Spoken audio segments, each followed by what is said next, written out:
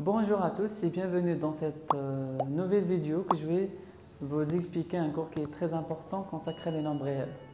Pour les étudiants qui n'ont pas vu la première vidéo que nous avons fait, je vous invite à le voir. Et dans cette vidéo, je vais vraiment aborder la notion de borne supérieure et la borne inférieure. Alors, c'est parti!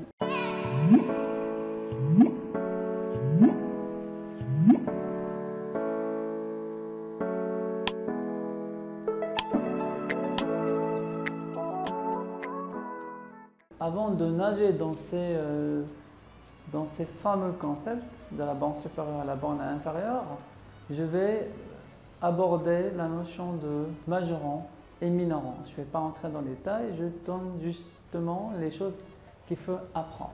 Alors, on commence bien sûr cette partie. Alors, R menu de la relation inférieure égale un ensemble totalement ordonné. Et je prends A, une partie quelconque de R, non vide, et petit m et grand m, deux réels quelconques. Très bien. La définition. Définition. M petit m est dit un minorant de A, de grand A. Ok. Si pour tout x dans grand A, ce x est plus grand que petit m au sens large. M est un minorant de A si ce x est au-dessus du point petit m. Ok? Deuxièmement, grand M est dit un majorant de grand A si pour tout x dans grand A, x est plus petit que m. Très bien. Donc, un majorant, c'est au-dessus de tous les points de A. Très bien. Un petit dessin pour bien comprendre la notion de majorant et minorant. Cet intervalle, c'est l'ensemble A. Je prends par exemple ici petit m, ici grand M. Donc, vous voyez que le grand M donc, est un majorant de grand A. Parce que le petit m il est au-dessus de tous les points de A. Ça veut dire que si vous prenez n'importe quel point de A, ce point il est plus petit que grand M. La même chose pour le petit m. Le petit m est un minorant de A. Pourquoi? Parce que le petit m il est au-dessus de tous les points de A. Ça veut dire que si vous prenez n'importe quel point de grand A, ce point il est plus grand ou égal à petit m. Ce qu'il faut remarquer qu'un majorant n'est pas unique, n'est-ce pas? Parce que ce point-là aussi, c'est un majorant de A parce qu'il est au-dessus de tous les points de A. La même chose encore. Donc je peux vraiment dire que je peux parler de l'ensemble des majorants parce qu'il contient une infinité des majorants. Ça veut dire s'il est majoré, alors il y en a une infinité des majorants. Et la même chose de l'autre côté, c'est M un minorant de A. Donc ça aussi c'est un minorant de A et ça aussi un minorant de A, ainsi de suite. Ok? Et je peux continuer dans ce sens-là. Ok? C'est toujours tous les éléments qui sont dans ce sens-là sont des minorants de grand A. Donc un majorant et un minorant n'est pas du tout unique. Ok? Il y en a une infinité. Je vais donner ça sous forme d'une remarque. Si A est majoré par grand M, il est majoré. Pourquoi? Parce que le grand M est un majorant de grand A. C'est pour ça qu'on dit le mot suivant. Donc A est majoré par le grand M. Il est majoré par M. Alors, pour tout M' qui est strictement supérieur à M, qu'est-ce que je peux dire de ce M'? Il est strictement supérieur à M. M', un majorant ici de A.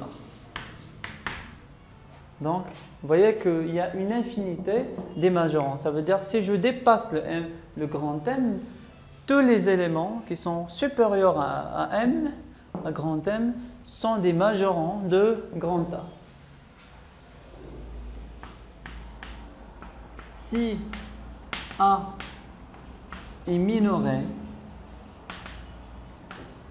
par petit m, un petit m parce que c'est m, un minorant de grand A, alors quel que soit m' qui est strictement inférieur à m, si vous prenez n'importe quel élément qui est strictement inférieur à m, qu'on appelle m' dans cet exemple, ok, ce m', il est au-dessous de tous les points de A. Ça veut dire que ce m' est un minorant de grand A. Maintenant, je vais définir la notion du plus grand élément et le plus petit élément. On dit aussi un minimum et un maximum. Premièrement, grand M est dit un maximum. Notez, s'il existe bien sûr, max de grand A de la partie A, c'est une partie quelconque de R non vide. Notez le max de A si c'est vérifier deux choses. M doit être un majorant de A. Ça veut dire quoi un majorant de A? Pour tout x dans grand A, ce x il est plus petit que grand M. Deuxièmement, ce grand M doit appartenir à l'ensemble grand A. Très bien. Deuxièmement, petit m est dit un minimum est dit aussi un plus petit élément et le maximum est dit aussi un plus grand élément. Ok? Donc petit m est un minimum s'il existe noté, on le note par min de A si c'est vérifier deux choses. La première chose, petit m doit être un minorant de grand A. Ça veut dire quoi mathématiquement? Si je prends n'importe quel point x dans A de grand A, ce x il est au-dessus du point petit m. Ça veut dire que x il est plus grand que petit m, n'est-ce pas? Et aussi, petit m doit appartenir à grand A. Très bien.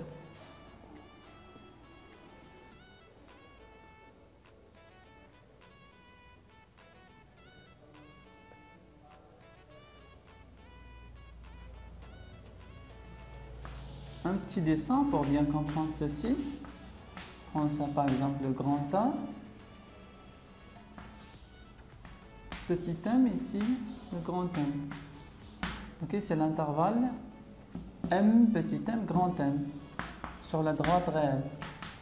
Ok?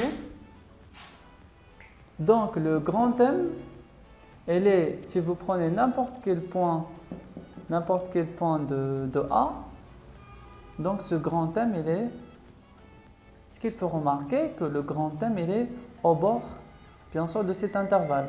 La même chose pour le petit m, il est au bord de cet intervalle-là. Ok? Si vous prenez n'importe quel point de cet ensemble de grand A, j'appelais grand A, ok? Donc ce x il est plus petit que grand M, ou égal, ok? Et le plus grand égal à petit m. Très bien. Donc petit m, le grand M ça représente le max de grand A, et le petit m et c'est le min de grand A. Bon, avant de vous donner bien sûr la définition de la bande supérieure et la bande inférieure, j'aimerais qu'on regarde un exemple très simple qui va nous aider à penser. Soit AB de réel quelconque, tel que A strictement supérieur, strictement plus petit que B. Je vais prendre l'intervalle AB ouvert à droite et à gauche. sur la droite réelle. Ok? Et je vais l'appeler grand A. Ok? Regardez bien ce petit b. On a envie de dire que ce petit b est le maximum de grand A. Mais souvenez-vous de la définition que je vous ai donnée d'un maximum. Donc un maximum doit appartenir à l'ensemble. Comme b n'appartient pas à l'ensemble grand A, qui est l'intervalle AB ouvert à droite et à gauche, on a besoin de définir un autre concept. On va lui donner un nom. On va l'appeler la borne supérieure. La borne supérieure de A, c'est le B.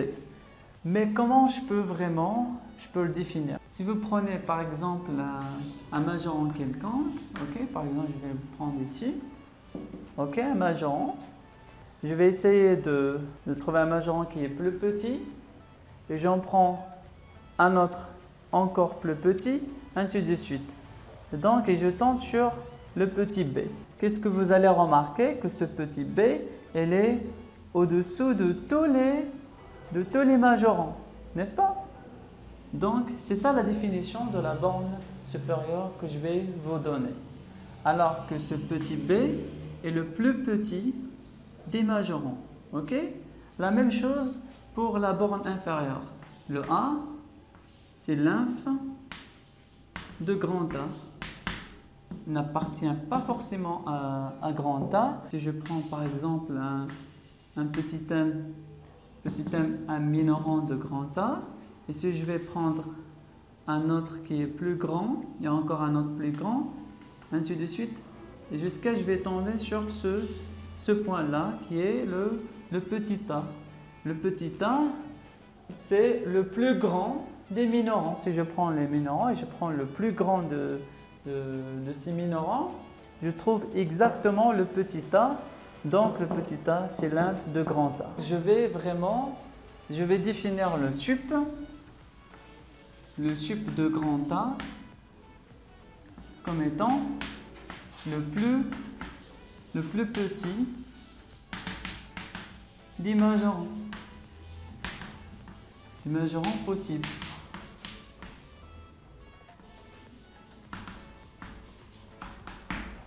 Et l'inf de grand A est le plus grand des minorants possibles. Maintenant, je vais vraiment essayer de mathématiser tout ce que nous avons vu dans la définition de la borne supérieure et la borne inférieure. Comment je peux traduire les notions que je vous ai données, mais sous forme des symboles mathématiques. Très bien. Alors, la caractérisation de la borne supérieure et la borne inférieure. En position, je vais commencer par la borne supérieure. Qu'est-ce que ça veut dire le sup de grand A et grand A? Ça veut dire quoi? Ça veut dire deux choses. Normalement, ce que je vous ai donné, la définition de la borne supérieure, elle est le plus petit des majorants. Ça veut dire elle est dans ce grand M est un majorant. Ça veut dire M est un majorant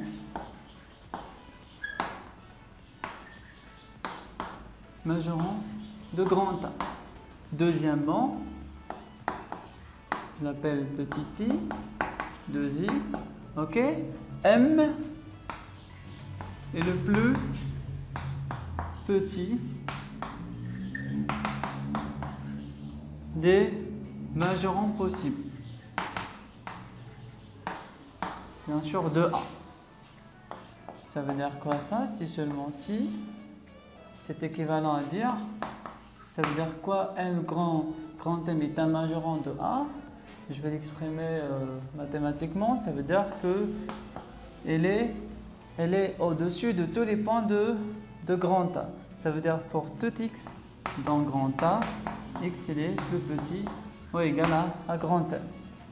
2i, comment je peux traduire M est le plus petit des majorants sous forme des symboles mathématiques? Alors, je vais vous expliquer ça. dans ce dessin, ce petit dessin, je prends par exemple ça, c'est grand A. Ça, c'est le sup de grand A. Je vais l'appeler grand A. Très bien. Alors, ça, c'est le plus petit des majorants. Ça veut dire, si je vais aller dans ce sens-là, donc, tous les éléments qui sont plus petits, strictement à grand M, ne sont pas des majorants de grand A. N'est-ce pas? C'est ça ce qu'on veut dire du mot le plus petit des majorants. Ça veut dire que si je vais prendre n'importe quel élément qui est plus petit strictement que grand M, dans ce sens-là, cet élément-là n'est pas un majorant de grand A. Je vais l'exprimer. Ça veut dire que si je vais prendre quel que soit epsilon strictement supérieur à 0, donc le m moins epsilon, ça va être dans ici par exemple, pour un certain epsilon, m moins epsilon qui est pour quel que soit epsilon strictement supérieur à 0, ce epsilon ça va être ici. Donc m moins epsilon n'est pas un majorant de grand A parce que cet élément-là, m moins epsilon, n'est pas au-dessus de tous les éléments de grand A. N'est-ce pas? Très bien, je vais vraiment traduire ça ici, dans 2i. Ça veut dire quoi? Ça veut dire si je prends quel que soit epsilon strictement supérieur à 0, m moins epsilon n'est pas un majorant de grand A. Ça veut dire quoi ça? Ça veut dire, je vais vraiment essayer d'élaborer cette proposition. Alors, quel que soit epsilon strictement supérieur à 0, quel que soit epsilon strictement supérieur à 0, je vais utiliser la négation de cette proposition. Le nom, entre parenthèses, de cette proposition, la négation de cette proposition, ça va être m moins epsilon est un majorant de grand A. Ça, c'est équivalent à cette proposition-là. Ok? Donc, soit je vais utiliser ça, soit je vais utiliser celle-là. Ok? C'est la même chose. Comme ça, bien sûr, quel que soit epsilon strictement supérieur à 0, et je ferai la négation de cette proposition. La norme de cette proposition, c'est m moins epsilon est un majorant de grand A. Très bien. Je vais continuer si seulement si petit t pour tout x dans grand A, ce petit x est plus petit que grand M de i, quel que soit epsilon strictement supérieur à 0, non. La négation de cette proposition, je vais traduire cela, ok, mathématiquement. Alors, m moins epsilon est un majorant de A, ça veut dire quoi? Ça veut dire que, quel que soit x dans grand A, ce x est plus petit ou égal à m moins epsilon. Si seulement si, i pour tout x dans grand A, ce x est plus petit que grand M, de i, quel que soit epsilon strictement supérieur à 0. Et maintenant, je vais entrer la négation dans cette proposition. Ok? Ça va être la négation de quel que soit existe un x qui est dans 1, tel que la négation de x plus petit que n. Ça veut dire que x est plus petit, qu'il est strictement supérieur à m moins epsilon. Et voilà, nous avons trouvé la caractérisation de la bande supérieure. Ça veut dire si le sup c'est grand A, ça veut dire quoi? Ça veut dire qu'elle est un majorant de A. Je vais vous expliquer ça dans ce petit dessin. Par exemple, ça c'est grand A, c'est B. Ça c'est la partie que j'appelle grand A dans la droite réelle. Ok? Le B c'est le sup de grand A. Ok? Ça veut dire c'est quel que soit epsilon, il existe un x dans A. Ça veut dire si le petit b est la bande supérieure de grand A, alors b moins epsilon, ça va être par exemple ici. Alors, forcément, je dois trouver un A qui est compris entre B moins epsilon et B. Ça veut dire M moins epsilon et M. C'est ça la caractérisation de la borne supérieure. Bon, maintenant je passe à la caractérisation de la borne inférieure. M et l'inf de grand A, ça veut dire quoi? Que petit m un minorant de grand A. Deuxièmement, que petit m est le plus grand des minorants possibles de grand A. Très bien. Donc je vais exprimer ça mathématiquement. M est un minorant, ça veut dire quoi? Ça veut dire que ce petit m il est au-dessous de tous les points de grand A. Ça veut dire que si je prends n'importe quel point dans A, ce point il est plus grand ou égal à petit m. Deuxièmement, je vais faire la même chose que nous avons fait bien sûr pour la caractérisation de la borne supérieure. Qu'est-ce que ça veut dire? Le petit m est le plus grand des minorants. Ça veut dire quoi? Si je vais vous donner un dessin, un B. Je vais l'appeler grand A, ok. Ce A, c'est la borne inférieure de grand A, n'est-ce pas? Il est le plus grand des minorants. Alors, comment je peux exprimer ça mathématiquement? Ça veut dire, si je prends un élément ici, donc cet élément-là n'est pas un minorant de grand A, n'est pas un minorant. Et ça n'est pas un minorant. Et ça aussi n'est pas un minorant. Ça veut dire, si je prends n'importe quel epsilon qui est strictement supérieur à 0, ok, petit m plus epsilon n'est pas un minorant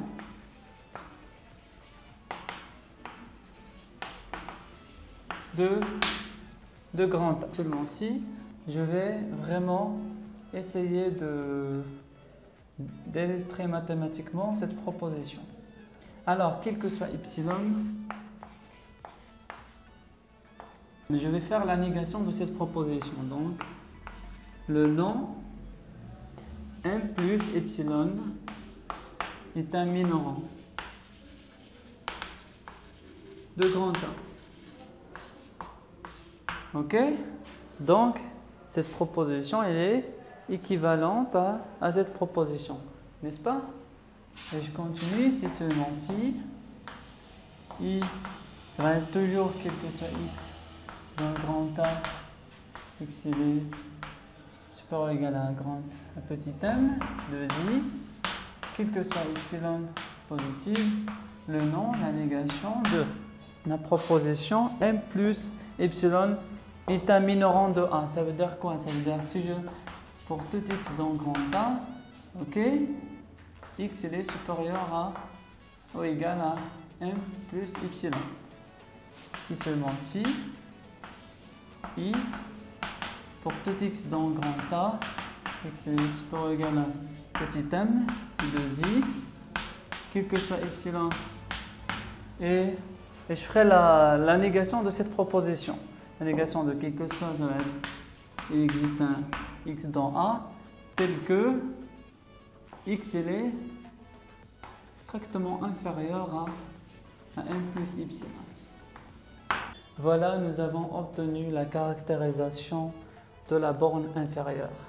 Je vais vous expliquer cette caractérisation. Par exemple, si je prends un B, l'infini plus infini, ça c'est exactement l'inf de grand A, la borne inférieure. Ça veut dire si je prends quel que soit epsilon, m moins m le A qui est l'inf, et A plus epsilon, ça va être ici par exemple. Donc forcément je dois trouver un x qui doit appartenir à grand A. Ok? Donc c'est très simple. Si vous schématisez bien sûr cette proposition, vous allez le comprendre très bien. On dit qu'un ensemble ordonné menu de la relation inférieure égale, vérifie la propriété de la borne supérieure, respectivement la borne inférieure, si toute partie de E non vide est majorée, respectivement minorée,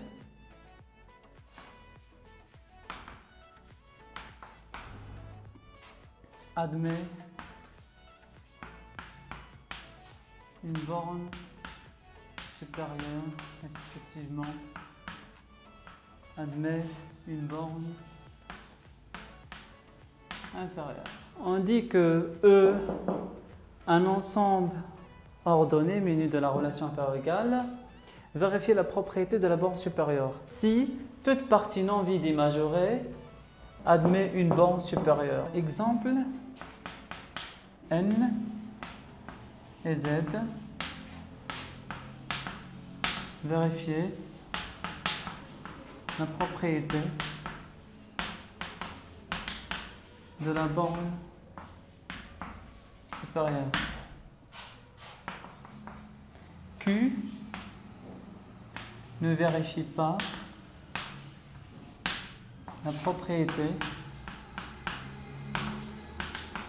de la borne supérieure. Donc, je vais vous donner un contre-exemple.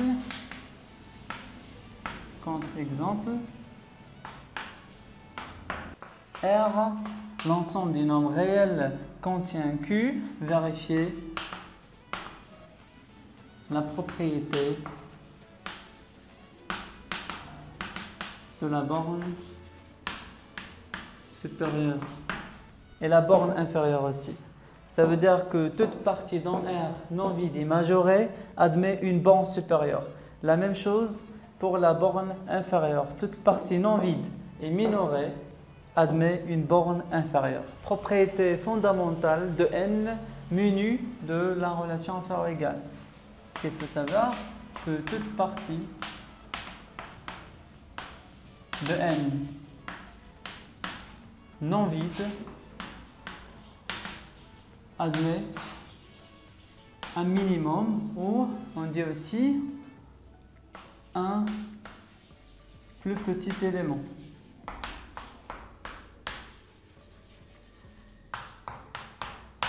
Très bien. Donc toute partie de N non vide admet un minimum. Ok? N n'est pas majoré.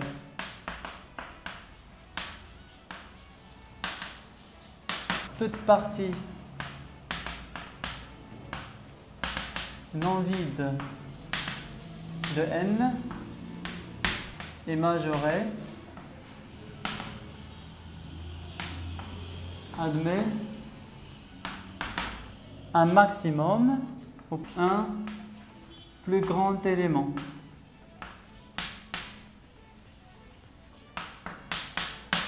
Par exemple, si je prends par exemple A égale à 2, 5, dans N, minu 2, la relation inférieure égale, donc A contient 3 et 4. Donc le max de grand A, c'est 4. Et le min, le max, c'est le sup aussi. Et le min de grand A est 3. Il appartient aussi, il est au-dessus de tous les éléments de grand A. Et donc le max de grand A doit vérifier deux choses. Donc 4 appartient, il est aussi au-dessus de tous les points de grand A. Donc le min de A, c'est le 3, qui est aussi la borne inférieure de grand A. Théorème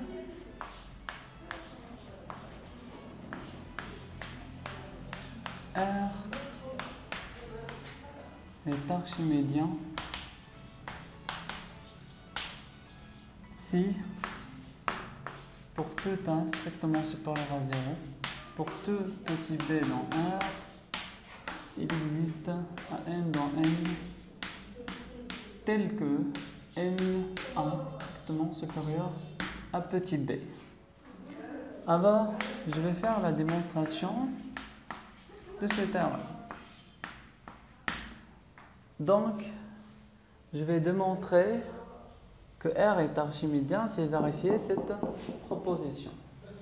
Alors, je vais raisonner par l'absurde pour montrer que un certain P, une proposition est vraie. Je vais montrer que non P est fausse. Ça, c'est ce qu'il faut montrer. Ça veut dire que cette proposition est équivalente à cette proposition. Je vais supposer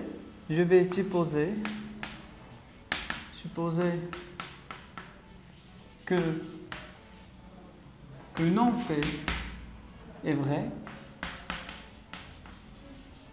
et je dois vraiment aboutir une contradiction. Si je vais vraiment obtenir un paradoxe, je vais dire que non P est fausse, ce qui veut dire que P est vrai. Ça veut dire pour montrer que cette proposition est vraie, je vais supposer le contraire. On raisonne par l'absurde.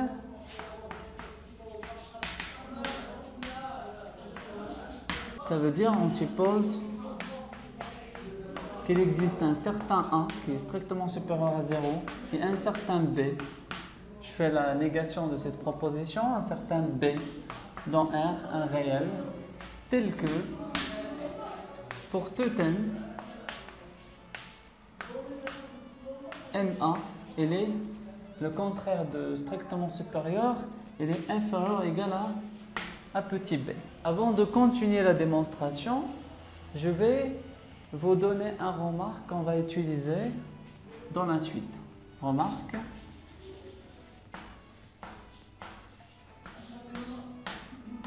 Qu'est-ce que ça veut dire? Grand M, c'est le sup de grand A. Cela implique que c'est le grand M, c'est le sup de A. Ça veut dire quoi? Si je prends n'importe quel point qui est plus petit strictement que M, M' n'est pas un majorant, n'est-ce pas? De grand A, n'est-ce pas? Parce que le grand M, il est défini comme étant le plus petit des majorants. Puisqu'il est le plus petit des majorants, ça veut dire que si je prends un nombre qui est plus petit que ce grand M, ce M' n'est pas un majorant de grand A. Ça, c'est évident, n'est-ce pas? On va utiliser ce résultat pour essayer de trouver un paradoxe. On considère l'ensemble A, c'est l'ensemble des n fois A, tel que n est dans grand N. Très bien. Alors, cet ensemble A, le petit a, il est dans grand A. Pourquoi? Pour n égale à 1. Ce qui veut dire que A n'est pas vide. N'est-ce pas? Deuxièmement, qu'il existe un B d'après cette proposition, il existe un petit b dans R tel que NA il est inférieur à B pour tout n. Ça veut dire quoi? Ça veut dire quoi ça? Ça veut dire que B est un majorant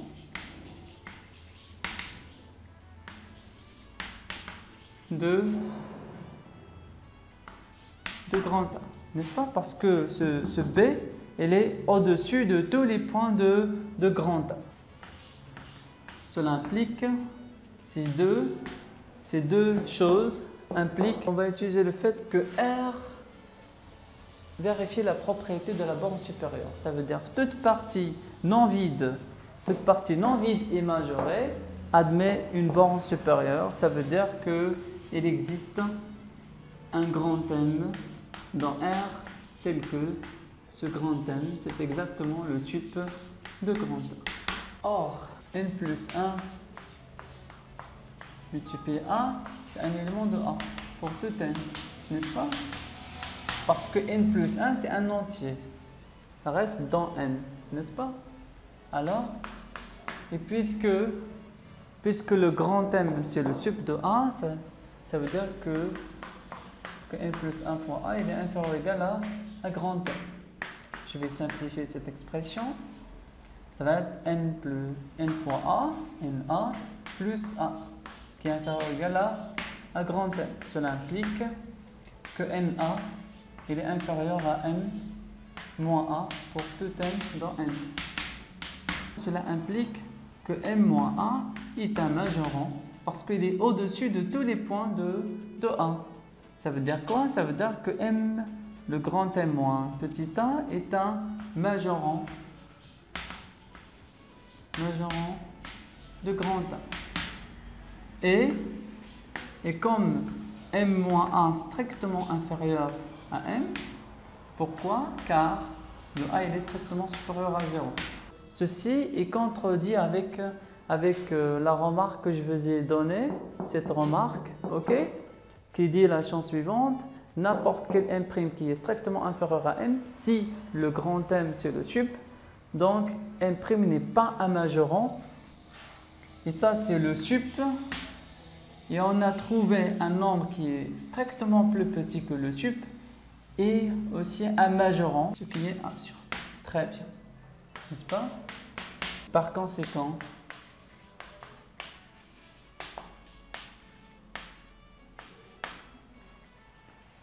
quel que soit A strictement supérieur à 0, quel que soit B dans R, il existe un N dans N tel que NA strictement supérieur à B. Je pense que c'est la fin de la vidéo. Si vous n'avez pas compris quelque chose, vous pourriez revenir en partie que vous ne comprenez pas. Essayez de comprendre une seconde fois. N'oubliez pas de liker, partager. Si vous avez des questions à me poser, n'hésitez pas. Vous pourriez les poser au-dessus de la vidéo. Et moi, je vous dis à très bientôt.